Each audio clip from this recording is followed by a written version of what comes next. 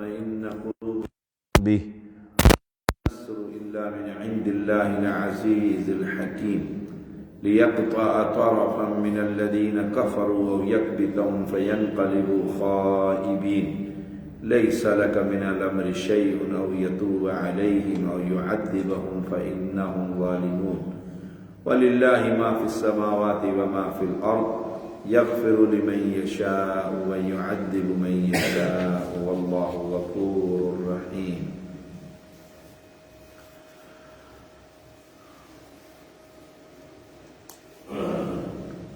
جب تو ایمان والوں سے کہہ رہا تھا کیا تمہیں کسی طرح کافی نہ ہوگا کہ تمہارا رب 3000 فرشتوں کے ساتھ تمہاری مدد کرے جو اتارے ہوئے ہو؟ کیوں نہیں اگر تم صبر کرو اور ڈرتے رہو اور وہ اپنے اسی جوش میں تم پر آ پڑیں تو تمہارا رب 5000 فرشتوں کے ساتھ تمہاری مدد کرے گا جو خاص نشان والے ہوں گے، اور اللہ نے اسے نہیں بنایا مگر تمہارے لیے خوشخبری اور تاکہ تمہارے دل اس کے ساتھ مطمئن ہو جائیں، اور مدد نہیں ہے مگر اللہ کے پاس سے جو سب پر غالب کمال حکمت والا ہے، تاکہ وہ ان لوگوں کا ایک حصہ کاٹ دے جنہوں نے کفر کیا یا انہیں ذلیل کر دے، پس وہ ناکام واپس لوٹ جائیں۔ تیرے اختیار میں اس معاملے میں کچھ بھی نہیں، یا وہ ان پر مہربانی فرمائے یا انہیں عذاب دے، کیونکہ بلا شبہ وہ ظالم۔ اور اللہ ہی کا ہے جو کچھ آسمانوں میں اور جو کچھ زمین میں ہے، وہ جسے چاہتا ہے بخش دیتا ہے، جسے چاہتا ہے عذاب دیتا ہے۔ اللہ بے حد بخشنے والا نہایت رحم کرنے والا ہے۔ اس کا تعلق جنگ بدر سے ہے۔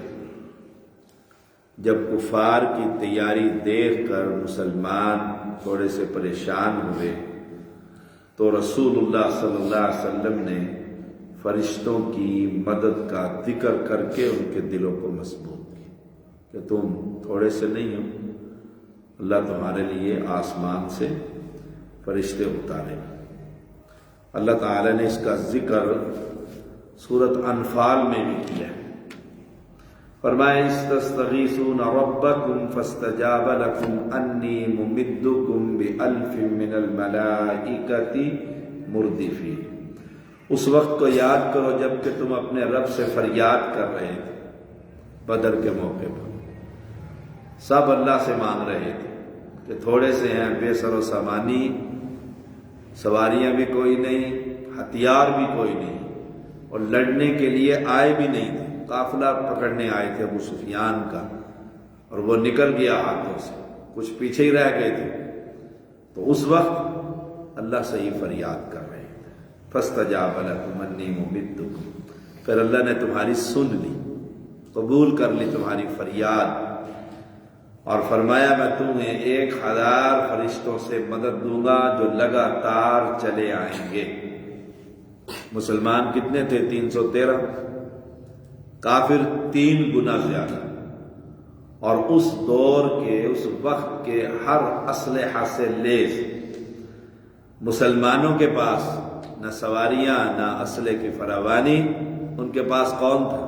اللہ سبحانہ و تعالی، اللہ کی مدد، اور وہ رو کر رب سے فریاد کر رہے تھے۔ رسول اللہ صلی اللہ علیہ وسلم نے بھی الگ خیمہ لگا رکھا تھا اور سجدے میں پڑے ہوئے تھے اور کہہ رہے تھے یا اللہ اگر آج تو نے ان کی مدد نہ کی تو زمین پر پھر یا اللہ مدد کہنے والا کوئی نہیں ہوگا، سارے لات کے پجاری، سارے قبر پرست اور بت پرست رہ جائیں گے۔ اللہ تعالی نے یہ دعائیں قبول فرمائی، فرمایا وما جعلہ اللہ الا بشرا ولتطمئن به قلوبکم وما النصر الا من عند اللہ ان اللہ عزیز حکیم۔ اللہ نے یہ امداد محض اس لیے کی کہ بشارت ہو اور تمہارے دلوں کو قرار ہو جائے۔ مدد تو صرف اللہ ہی کی طرف سے جو کہ زبردست اور حکمت والا ہے، وہ بغیر فرشتوں کی بھی تمہاری مدد کر سکتا ہے، کن کہہ کر اس حرب کو ختم کر دے اوپر سے ہی، لیکن فطری انسانی فطرت کے ہم اکیلے نہیں، 5000 ہمارے ساتھ، 3000 ہیں، اللہ کے فرشتے اترے ہوئے، گویا باقاعدہ عملاً جنگ میں فرشتوں نے حصہ لیا۔ رسول اللہ صلی اللہ علیہ وسلم کے ایک صحابی نے کہا میں کافر کے پیچھے دوڑ رہا تھا، مجھے آواز آئی اور دیکھا تو وہ نیچے مرا پڑا ہے، میں حیران تک کس نے مارا؟ تو رسول اللہ نے فرمایا جبریل امین نے تیرے اس کافر کو مارا۔ تو صحابہ کے دل مضبوط کرنے کے لیے جنگ میں رشتوں نے عملی طور پر حصہ لیا۔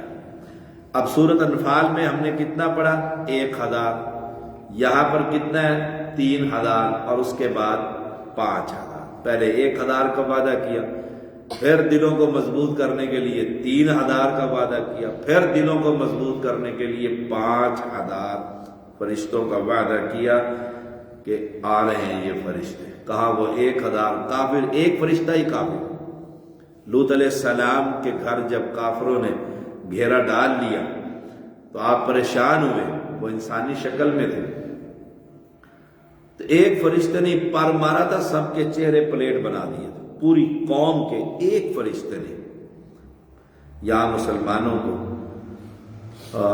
مضبوط کرنے کے لیے اور دلوں کو مضبوط کرنے کے لیے اللہ تعالی نے اس لیے کہ لِيَقْطَعَ الطَّرَفَ مِنَ الَّذِينَ كَفَرُوا وَيَكْبِتَهُمْ، ان لوگوں کا حصہ کاٹ ڈالے، ذلیل اور رسوا کر دے۔ بڑے بڑے چوٹی کے کافر بدر میں کنویں میں پڑے ہوئے تھے۔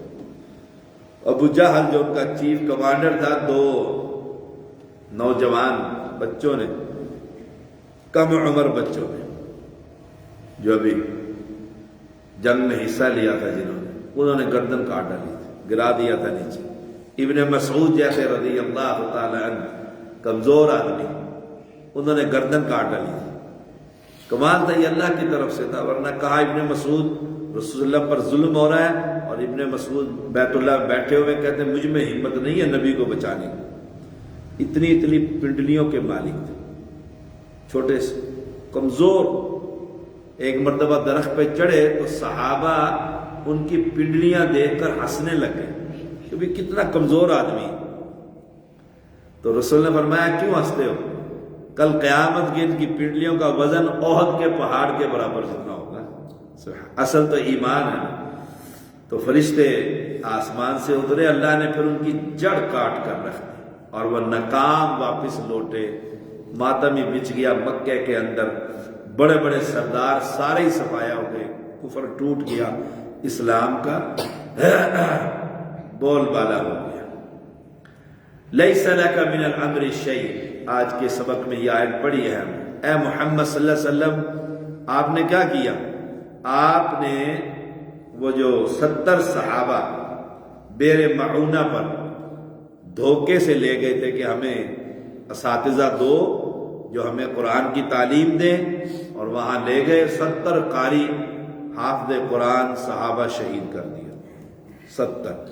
اب رسول اللہ صلی اللہ علیہ وسلم ان کا نام لے لے کر بد دعائیں کرتے تھے، قنوت نازلہ جسے کہا جاتا ہے، نماز کے اندر آخری رکعت میں رکوع کے بعد ہاتھ اٹھا کر دعا کرنا کفار کے لیے، یہ رسول اللہ صلی اللہ علیہ وسلم کی سنت ہے۔ آپ جنگ احد میں 70 صحابہ شہید ہو گئے تھے، تو جنگ احد میں جو آگے آگے بڑے بڑے سردار تھے نا، لیڈر، لیڈ کلاس، ہراول دستہ، آپ ان کا بھی نام لے لے کر کہتے تھے یا اللہ ان پر لعنت برس۔ ایسے ہی وہ قاتل جنہوں نے 70 صحابہ کو شہید کیا، تو آپ ان پر لعنتیں فرماتے تھے۔ اب کمال دیکھیے رسول اللہ کیا کر رہے ہیں؟ بد دعا کر رہے ہیں نا ان کفار کے لیے جنہوں نے ظلم کیا، اور ان کے لیے جنہوں نے جنگ احد میں حصہ لیا اور 70 صحابہ قتل کر دیے، شہید کر دیے۔ اللہ نے کیا کہا؟